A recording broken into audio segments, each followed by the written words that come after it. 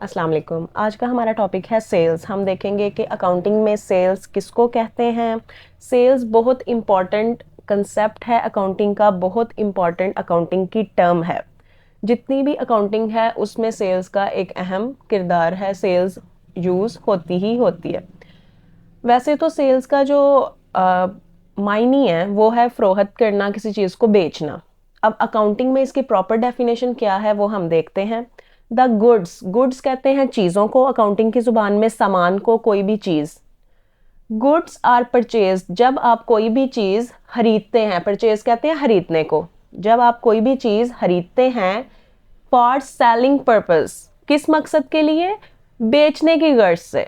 आपका मकसद क्या है चीज़ को खरीदने का? कि आपने इस चीज़ को क्या कर देना है? बेच देना है। ये चीज़ क्लियर हो गई।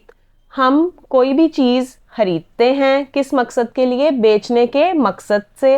व्हेन दीज गुड्स, जब यही चीज़ें जो हमने खरीदी हैं आर सोल्ड, बेच दी जाती हैं टू कस्टमर्स, अपने कस्टमर्स को, कंज्यूमर्स को, जिन्होंने इस्तेमाल करनी है, जिन्होंने हमसे खरीदनी है, जो हमारे ग्राहक हैं, एट अ स्पेसिफिक प्राइस, एक खास कीमत पे। It is said that sales have been made. हम चीज़ें खरीदते हैं बेचने की गर्ज से, बेचने के मकसद से। जब वही चीज़ें हम आगे से बेच देते हैं कस्टमर्स को एक ख़ास कीमत के ऊपर, तो जो कीमत हमें मिलती है वो क्या कहलाती है? सेल्स कहलाती है। क्लियर? अब इसकी हम एग्जाम्पल देख लेते हैं कि इसकी एग्जाम्पल क्या है। हमने जो चीज़ें हैं वो परचेज की हैं, कितने की? 5,000 की। 5,000 की चीज़ें हमने परचेज की हैं और आगे से वो चीज़ें हमने कितने की बेच दी हैं? 6,000 की।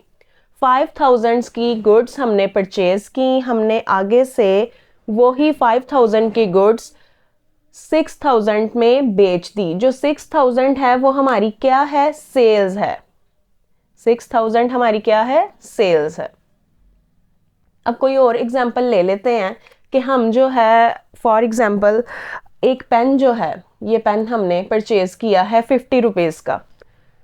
अब मैं इसी पेन को आगे से 60 रुपए में बेच देती हूँ। 50 का मैंने खरीदा, बेचा कितने का? 60 का। तो जो 60 रुपए है वो मेरी क्या है? सेल्स है। सेल्स अमाउंट कितनी है? 60 रुपए। क्लियर? ये बहुत ही इजी कंसेप्ट है सेल का, और अकाउंटिंग काफ़ी ज़्यादा इस सेल्स के ऊपर बेस करती है।